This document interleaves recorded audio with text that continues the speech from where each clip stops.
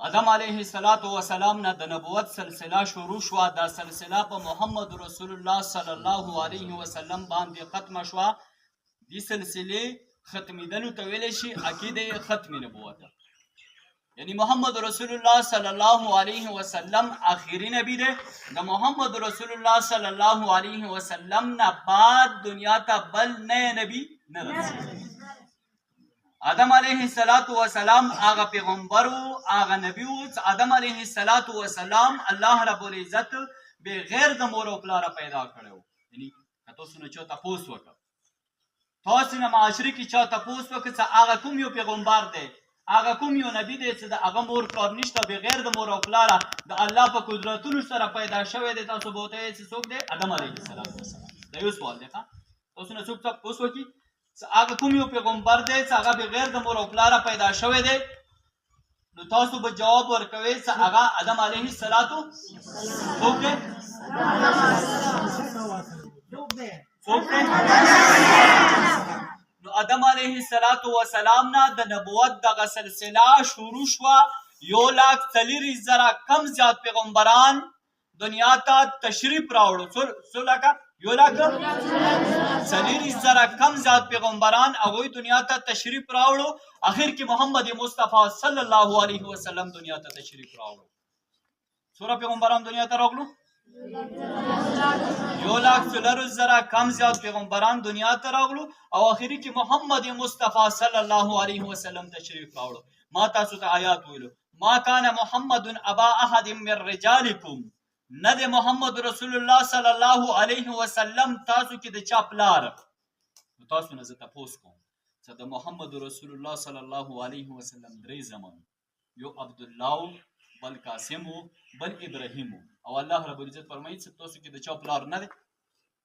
د دې جواب دا دی تاسو سړو کې مر رجالکم سړي یاد کړي دي. سړي نبی علیه السلام څخه کوم اولاد و، د نبی علیه السلام څخه کوم اولاد و، هغه د سړي عمر ته نه ورسېدلی، هغه مشومان مړه شي. ابراهیم څخه کوم دی؟ د نبی علیه السلام 3 زامن، یو څخه کوم دی؟ ابراهیم، بل عبدالله او بل قاسم.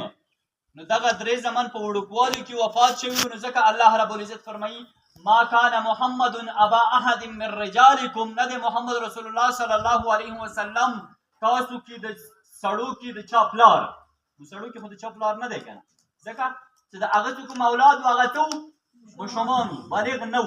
د رسول الله صلی الله علیه وسلم هغه اولاد بلوغت ته نه ورسېدلی، هغه کوم دی؟ هغه بلوغت ته نه ورسېدلی. نو الله رب العزت هغوی ته مخکې وفات ورکړی و، هغه وفات شوي و. د بلوغت نه مخکې هغه وفات شوي و. دا یو خبره شوه چې محمد رسول الله صلی الله علیه وسلم څه کوم اولاد دی؟ نارینه اولاد. زنانه اولاد څه کوم دی؟ هغوی 4 لوڼې وې او هغه څه کوم دی؟ زینب، رقیه، کلثوم، فاطمه. زینب، رقیه، کلثوم، فاطمه.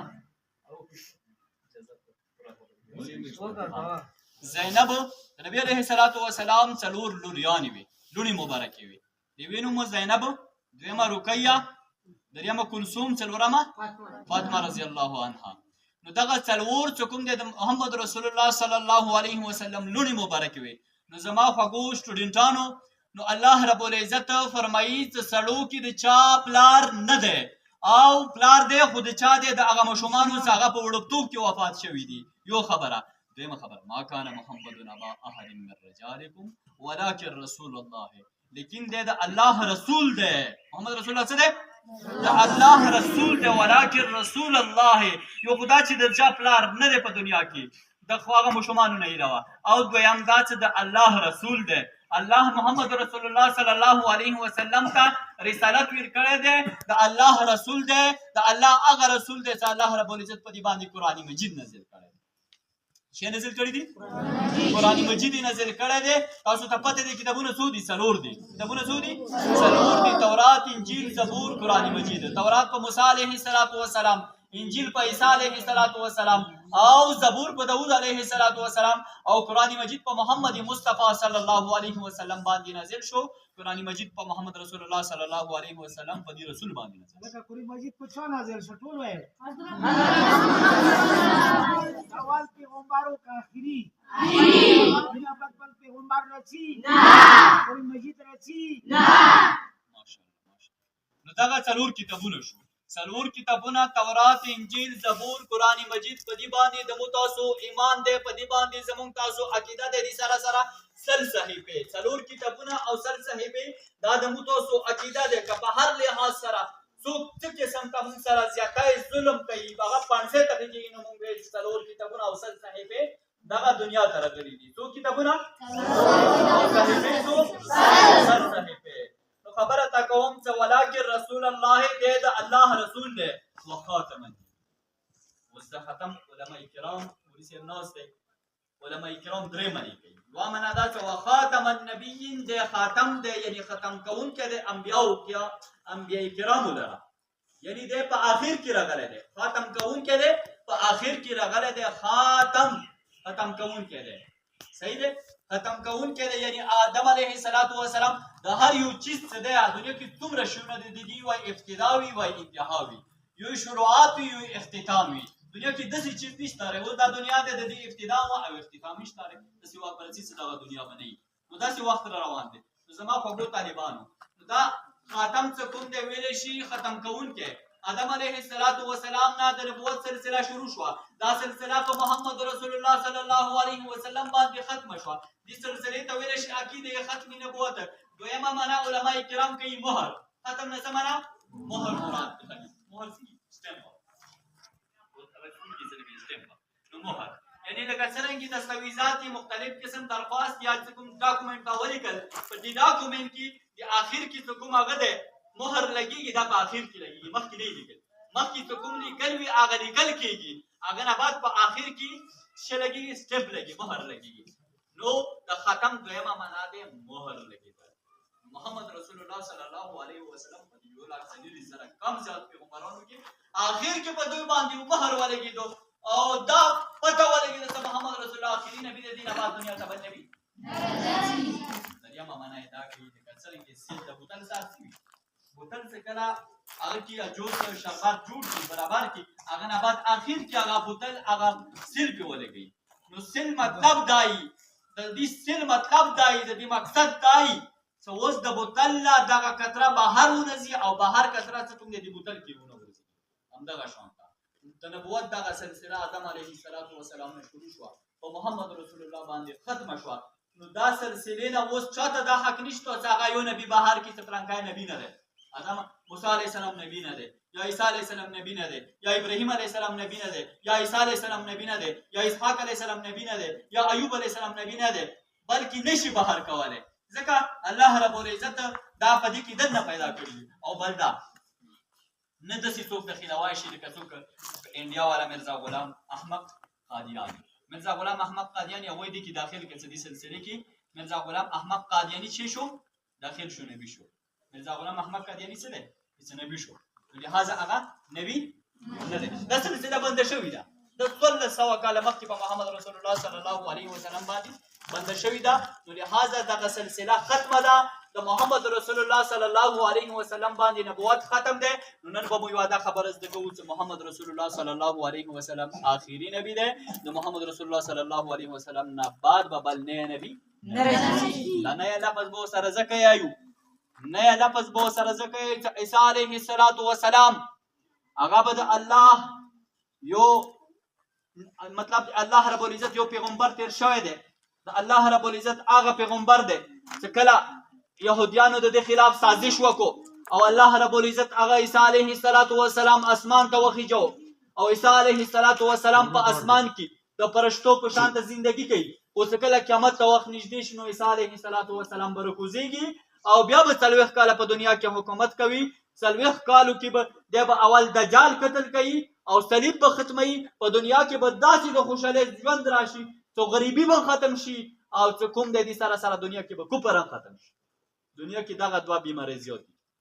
هر سړی د دینه ته یو کفر نه کافرانو نه او یو څه کوم د غریبانه او د عیسی علیه السلام به هغه خوشحال دور وي ته په دې دور کې به کفر هم ختم شي او غریبي به هم ختمه شي بیا به داسې وخت راشي چې عیسی علیه السلام به 40 کاله حکومت څه کله وکړي هغه نه بعد به عیسی علیه السلام وفات شي وفات نه بعد به کوم دی بیا کفر زیاتېږي او داسې کفر به راشي چې په دنیا کې به د کلمې والا پیدا نه شي نو بیا به قیامت راشي په دې خبره باندې پوه شئ که قادیانانو عقیده دا دی قادیانان خبیثان هغوی یې چې عیسی علیه السلام مړ دی علما ورپسې شول علما دیوبند ورپسې شول ورته وویلو چې عیسی علیه السلام مړ دی قبر چېرته دی نو هغوی وویلو په اردن کې دی بیا وویلو اردن کې پیدا کا قادیانان ورسې وګرځېدل خو عیسی علیه السلام قبر پیدا نه کو بیا شام ته لاړو خو شام کې پیدا نه کو فلسطین کې چې کوم د عیسی علیه السلام قبر پیدا نه کو آخري کې مرزا غلام احمد قادیاني ولیکل چې د عیسی علیه السلام قبر په کشمیر کې محله خانیات کې نعوذ بالله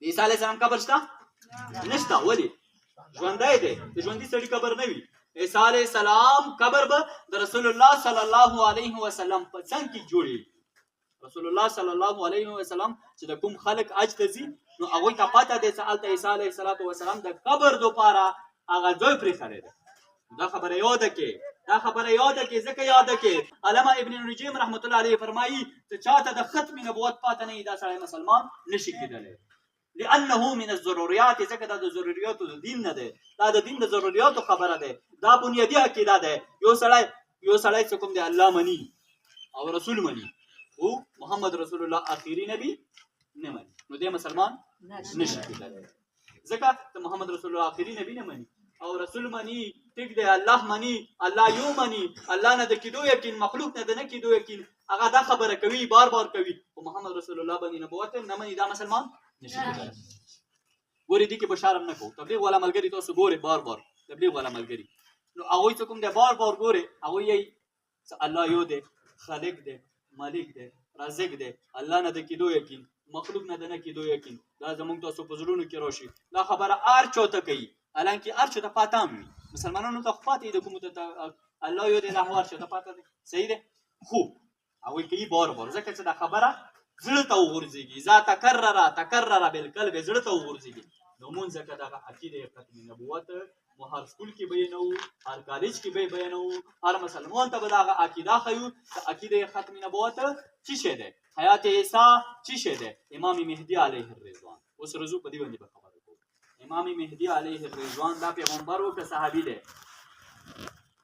امام مهدي علیه الرضوان دا نه پیغمبر و نه صحابي دی او نه مخکې تیر شوی دی دا چې کله قیامت ته وخت نږدې شي قرب قیامت به الله رب العزت امام مهدي علیه الرضوان د حضرت حسن رضی الله تعالی عنه په اولاد کې پیدا کوي او د دې نامه به وي محمد او احمد د دې مور نامه به وي امینه مور به څه نامه وي او خپله نامه به وي محمد او احمد دا به مدینې کې پیدا شي او بیا به څه کوم دی مکې ته لاړ شي مکې کې به د وخت لوی علما کرام هغه سره بیعت وکړي په لاس چې تا سره مونږ د تا په قیادت کې د تا په مشرۍ کې مونږ جهاد کوو کافرو سره نو 9 کاله تقریبا 15 کاله به دی جهاد وکړي جهاد نه بعد څه کوم دی بیا به اخر وخت کې سهار لمونځ وي سهار وخت وي سهار په نورې منځ ته به ناست وي صفونه به جوړ وي امام مهدي علیه الرضوان به ټیم ته انتظار کوي په دې ټیم کې به عیسی علیه السلام د اسمان نه راکوشي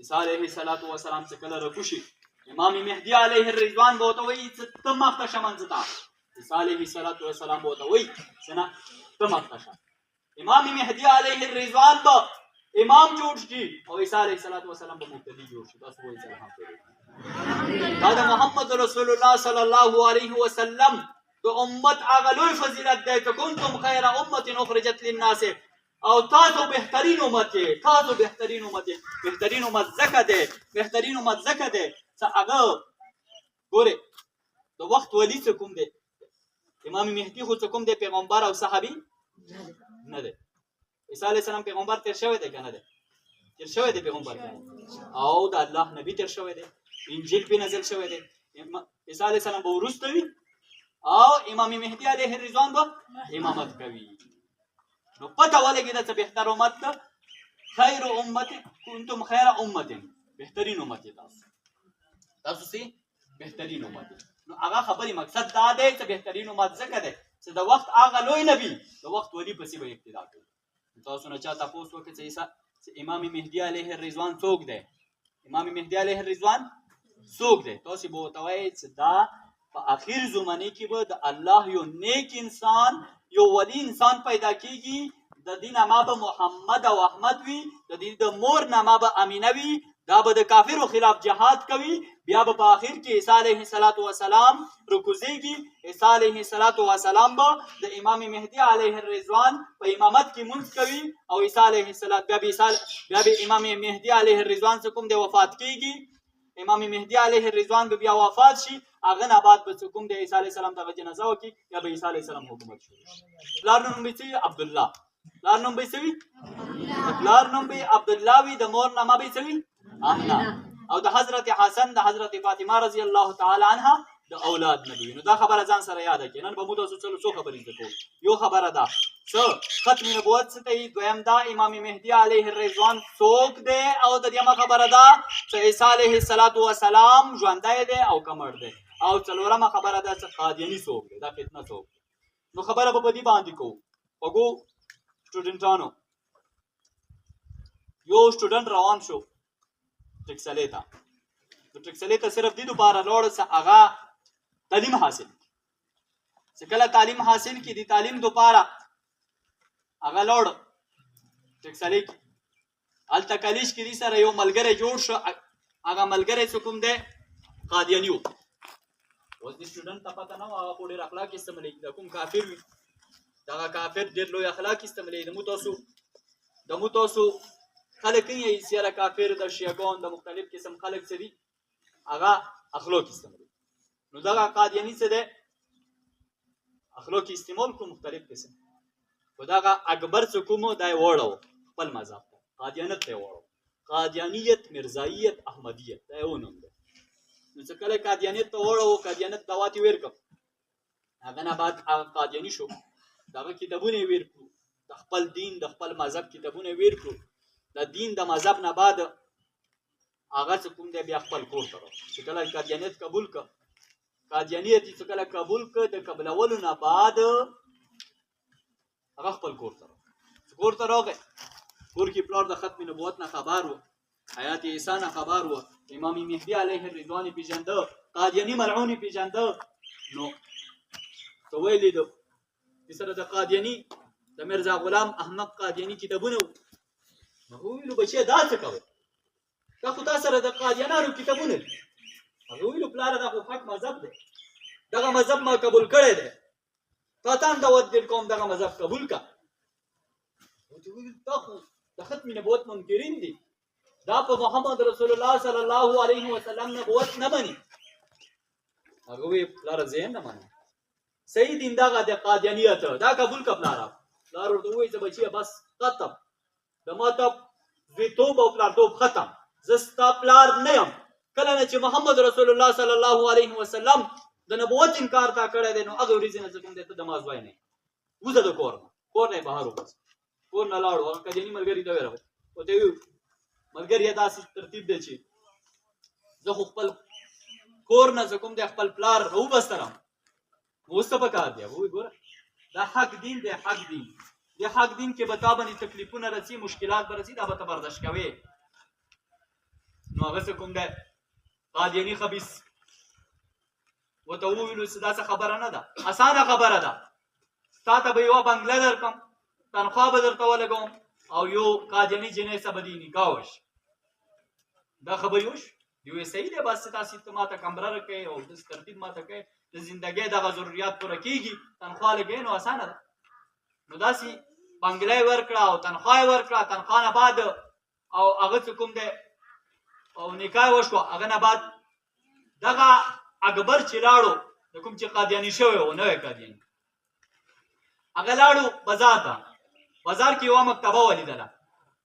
چې مکتبه یې وکتله، نو هغه اسلامي مکتبه وه. په دې مکتبې کې یو کتاب پروت و، سیرت النبي صلی الله علیه وسلم. سیرت النبي صلی الله علیه وسلم یې راوچت کړو.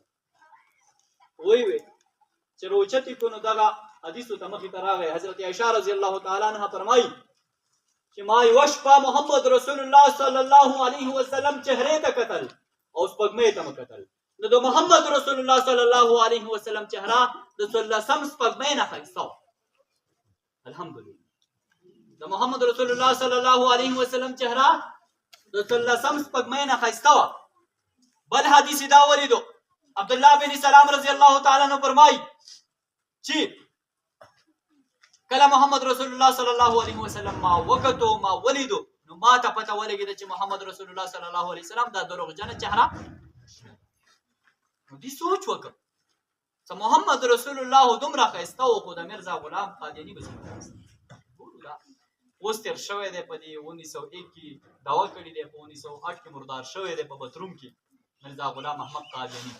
نو هغه څه کوم دی دا به څومره ښایسته وي. نو دی خپل ملګري ته راغی ملګري ته یې وویلو چې ما ته د میرزا غلام احمد قادیاني تصویر راکړه. نو ورته ویې تصویر څه کوې؟ نو تصویر ورته ځکه نه راخیستو چې هغه پس بالکل داسې عجیبه شانته یو نمونه ده د هغه سترګې ته وګورې د هغه پګړی وګورې د هغه ږیره وګورې حیران به پاتې شي چې دا د شیطان یو چهره ده. نو هغه شیطان تصویر دې وغوښتو چې ما ته د شیطان تصویر راکړه. نو هغه ورته ویې داسې نه راخلو ته به اول غسل کوې او اودس به کوې هغه نه بعد دا تصویر درته راکړو. نو دې اکبر غسل وکړو هغه نه بعد اودس یې وکړو او بیا هغه نه بعد د میرزا غلام احمد تصویر ورته راخیستو او تصویر چې ولیدو نو دی حیران شو چې محمد رسول الله دومره ښایسته و چې 14 سپوږمۍ کې شرمېدله او دغه تصویر وګوره. نو دا تصویر خو دومره بېکاره تصویر دی په دنیا کې قسم په خدای دی چې دینه څومره خلک دي دا ټول ښایسته دي په دنیا کې څومره انسانان دي دا د دینه ښایسته دي. نو هغه تصویر باندې لعنت وویلو لعنت دې وي په دې باندې لعنت دې وي لعنت دې وي او خپل کور ته راواپس شو راغی. پلار دې دروازه وټکوله چې پلاره زه راغلم اکبر راغی واپسه. نو چې کله واپس راغو پلار دې چې نه اکبر زما بچی نشته هغه د محمد رسول الله د ختم نبوت انکار کړی دی د هغه د زویتوب نه ما انکار کړی هغه زه نه منم.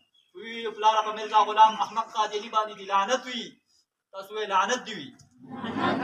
نو هغه وویلو میرزا غلام احمد قادیاني باندې دې لعنت وي. چې کله لعنت وي د پلار ورته دروازه کلاو کړ ورته وویل بچیه راځه.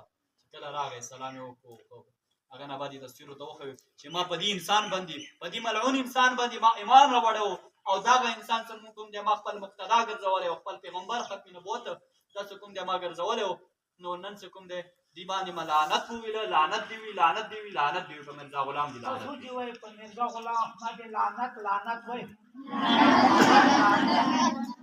نو خبره دې پوری کوم چې هغه سټوډنټ څه کوم دی ښه برابر سټوډنټ و عقایدو یو د ښې کورنۍ انسان و خو چې کله کالج کې قادیاني ملګري سره ملګرتیا شوه قادیاني جوړ نو دا موږ کوم دی دا زور لګوو سيكون في امتي 30 كذابون دجالون كلهم يزعم انه نبي وانا خاتم النبيين لا نبي بعدي. نبی علیه الصلاة والسلام فرمایي چې زر دی چې 30 کسان به د نبوت دعوی وکړي هر یو کس به دا دعوا کوي چې زه اخري نه هر یو کس به دا دعوا کوي چې انه نبي زه نبي یم وانا خاتم النبيين لا نبي بعدي او زه اخري نبي یم ما نه بعد به بل نبي نه راځي. زما عزتمندو دا حدیث د نبی رسول الله صلی الله علیه وسلم خبره دروغ نشي کېدلی. رسول الله صلی الله علیه وسلم په دور کې اسود خنسی دعوا وکړه چې زه نبی یم خو محمد رسول الله صلی الله علیه وسلم په حکم سره فیروزی دی نبی ورغی او هغه په هغه ځای کې مردار کو. هغه نه بعد مسلمه کذاب را پاتې د رسول الله صلی الله علیه وسلم په آخري دور کې د میرزا غلام احمد قادیاني په شان یو لوی فتنه وه. هغه فتنه د رسول الله په آخر کې وه. رسول الله صلی الله علیه وسلم دنیا نه لاړو او هغه نه بعد ابوبکر صدیق رضی الله تعالی عنه هغه څه کوم دی اتفاق وکړو په دې خبرې باندې اجماع وکړه چې ټولو نه اول جهاد به څه کوم دی دغه مسلمه کذاب سره کېږي چې دې د نبوت دعوا کړې دی په دې د ختم نبوت باندې ټکا اچولې دی. نو هغه سره چې کله جهاد وشو 12 صحابه کرام په هغه کې شهیدان شو. 12 صحابه کرام په دغه جهاد کې 1200 صحابه کرام شهیدان شو او په دې 1200 کې وسعه د قرآن قاریانو حافظانو او 70 کسان په بدر هغه په بدر کې شریک شوي وو. هغه کسان وو چې الله رب العزت هغوی ته دغه یو خطاب ورکړی وو چې که تاسو څه کوئ ستاسو مرضي دی تاسو ته کوم دی مغفور یې بخښلي شوي په بدر هغه سختې معرکې کې شریک شوي او یو کسان هغه وو او د نبي علیه الصلاة والسلام تقریبا 20 غزوګانو کې بلکې 50 غزوګانو کې جنګونو کې 259 صحابه کرام شهیدان شوي دي 259 خو چې کله د ختم نبوت خبره راغله 1200 صحابه کرامو قرباني او مسلمه کذاب په هغه ځای کې مردار شو ختم شو هغه فتنه. او دغه فتنه د رسول الله صلی الله علیه وسلم خبره دروغ نشي کېدلی. هغه دېرش کسانو نه ویلي دي، خو تر اوسه پورې 10,000 کسان چې کوم دی د نبوت دعوې کړي دي، 10,000 کسان، خو د 10,000 څخه سپورټر نه دي جوړ، څوک پلوري نشته دي. دا 10 کسان به داسې وي چې د دې به لوی لوی سپورټر وي، لوی لوی خلک به ورپسې وي، هغه به اقتدا کوي. نو اسود غنسي راغی، د هغه خپل سپورټر و. مسلمه کذاب راغی، د هغه خپل سپورټر و. او شجاع بنت حارثه راغله، هغه خپل سپورټر و. طلحه بن اسدي راغی، هغه خپل سپورټر موجود و. او په اخر کې 1857 کې کله انګریزانو ته پته ولګېده، انګریزانو ته کله پته ولګېده چې موږ د مسلمانانو سره جنګ کول، جهاد کول دا ډېر مشکل کار دی. تر څو پورې چې د دوی د زړونو نه د جهاد دغه مینه ونه باسو او د ختم نبوت دغه انکار ونه کړي. په 1857 کې انګریز راپاڅېدو، په دنیا کې تلاش شروع کړو، سرچینې شروع کړو، څوک یې پیدا نه کړ. آخر کې په بهارت کې انډیا کې یو انسان تیار کړو چې هغه ته ویلی شي مرزا غلام احمد قاجار. مرزا غلام احمد ورته ویلی شي مرزا غلام احمد، موږ ورته یې مرزا غلام احمد. احمد خو د څوک دی؟ احمد خو دی ځکه چې نبوت گواه خو عقلمند انسان دی. مرزا غلام احمد قادیاني راپاڅېدو بهارت کې، کله به یې وایي زه حجر اسود یم، کله به یې وایي عیسی علیه السلام یم، کله به یې وایي زه امام مهدي یم، او کله به یې وایي مختلف قسم دعوې وکړي او داسې قصص ګنده خبرې وکړي. ویلو نعوذ بالله الله رب العزت ما سره زنا کړې ده، زه د خپل ځان نه خپله پیدا شم. دا خبیثه. او بیا یې وویلو محمد رسول الله دین نه و مکمل کړی، دغه دین به زه مکمل کړم. محمد رسول الله دین نه و مکمل کړی، دا دین به زه مکمل. الله رب العزت فرمایي الیوم اکملت لکم دینکم، دغه دین نن ورځې مکمل دی. واتممت علیکم نعمتي، دغه نعمت تاسو باندې پوره دی، بل چاته ضرورت نشته دی، ختم دی. جبرائیل علیه السلام آخري وحی دنیا ته راوړه. قرآن د دنیا آخري کتاب دی او محمد رسول الله صلی الله علیه وسلم د دنیا آخري نعمت دی.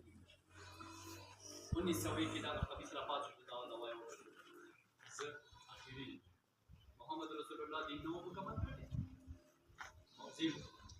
نو دې نه مخکې څوک نه و د نبوت لپاره، څه یو چاغار انسان، یو خبیث انسان، یو احمق انسان، یو شیطان انسان.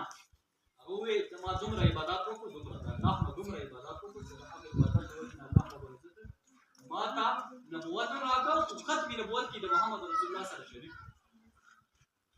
چا ورته وویل عمر هغه دومره عبادت نه وکړي. ابوبکر حالانکه الله رب رسول الله صلی الله علیه وسلم فرمایي لو کان بعد نبی لکان عمر بن الخطاب.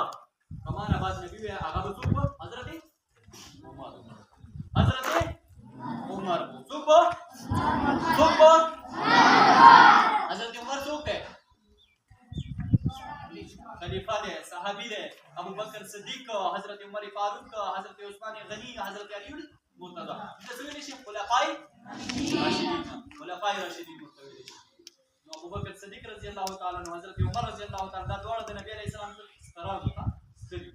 ابو بکر صدیق سره حضرت عائشہ او حضرت عمر سره حضرت حفصه او د حضرت علی، حضرت عثمان څخه کوم هغه د نبی علیه السلام زمان لوري ورکړي. نو بیا به هغه خلک چرته غلط شي، هغه چرته غلط شي، دوی سکر دی، دوی څخه کوم زمان. په دې خبره باندې پوه شئ که نه شئ پوه؟ دې پورې پوه شئ. خلفای راشدین پېژنئ، څلور خلفای راشدین. موږ تاسو مخکې ته یې څلور یاران، محمد رسول الله څلور یاران، دوی سکران دوی زمان. نو خبره دې پوری کوم. هغه مرزا غلام احمد قادیاني راپاڅېدو چې محمد رسول الله دین نه دی مکمل. 1901 کې چې خبیث دعوا وکړه، وویلو دا ورته وویل ستا کلمه څه دی؟ وویل لا اله الا الله. دې ستا خپله کلمه پکار دی ځکه تا خپل دین ځان ته جوړ کړ. هغه وویل د محمد سره نامې کې زه شریک یم مرزا غلام احمد، زه محمد سره نامې کې شریک یم، لهذا ما ته د کلمې ضرورت نشته. دې خبیث ته وویلو ته ما ته د کلمې ضرورت نشته. بیا یې وویلو زما د کومې بیبیانې دي دې ته امهات المؤمنین ویلی شي. امهات المؤمنین چا ته ویلی شي؟ د رسول الله صلی الله علیه وسلم بیبیانو. او دې خبیث ځان ته تا وکړه خبره. دې خبیث دغه شاعر ځان دپاره استعمالول کړو. وویل امهات المؤمنین د مرزا غلام خبیث کومه ښځه وه چې دې ته ویلی شي. او اهل بیت د نبي علیه السلام کور وراته ویلی شي. اهل بیت څه ته ویلی شي؟ حضرت علی، حضرت فاطمه، حضرت نبي علیه السلام بیبیانې ورکې راځي، هغه ته ویلی شي. او مرزا غلام قادیاني خبیث یې زما د کور والا څه دي؟ دا زما اهل بیت. او صحابه کرام دا د متوسل فقیر دی چې صحابي هغه چاته ویلی شي زشت ورته کامپین نه ویلی شي. صحابي هغه چاته ویلی شي چې رسول الله صلی الله علیه وسلم لیدلی وي ایمان یې پرې راوړی په دغه حالت کې دنیا نه تللی تاسو نه چاته تپوس وکړه صحابي چاته ویلی شي تاسو تپوس وکړه صحابي چاته ویلی شي صحابي هغه چاته ویلی شي چې محمد رسول الله صلی الله علیه وسلم یې کتلی وي ایمان یې پرې راوړی په دغه حالت کې دنیا نه چاته ویلی شي صحابي چاته ویلی شي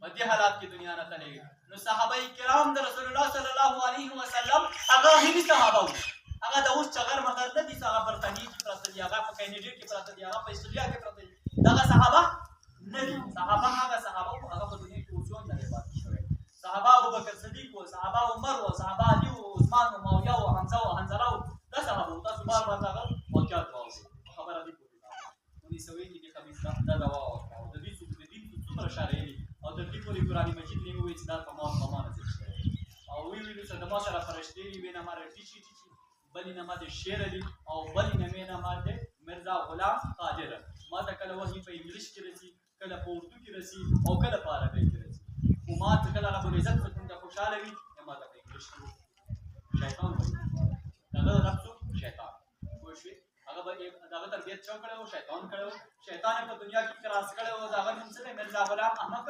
قادری مرزا غلام احمد قادری دا مردار څخه دی الله رب العزت وشرمو 1908 کې دا خبيث کی به سر پیری متجاز سر بیماری ہوتا ہے دا سی خبيث کو ته په یو جیب کې به وسکټ به تو دوی ورځې خفته چا جیب کې ورچوي و مشومه پنځوي هغه خفته ته پته نه و چې دا ما جیب کې خفته شو کنه یا مور ټول د بچی استا جیب کې وغټه خفته چې مو ته پته نه و چې بیا څه کوم دی یو جیب کې به لوټاو پازه باندې به هغه پجو او بیا څه کوم د بل جیب کې به وړاو خپل به کې ول به خورو او څنګه به کو نو کله کله به د لوټه څخه ده وته کرا او د غوړي باندې به پل مبارک سره نو د دومره خبيث انسان 1908 کې دا په لټرین کې وګورئ مردار 1908 کې لټرین کې مردار شو او دا فتنه جاری و د دومره عظیم شان فتنه و علامه انور شاه کشمیری رحمت الله علیه فرمایي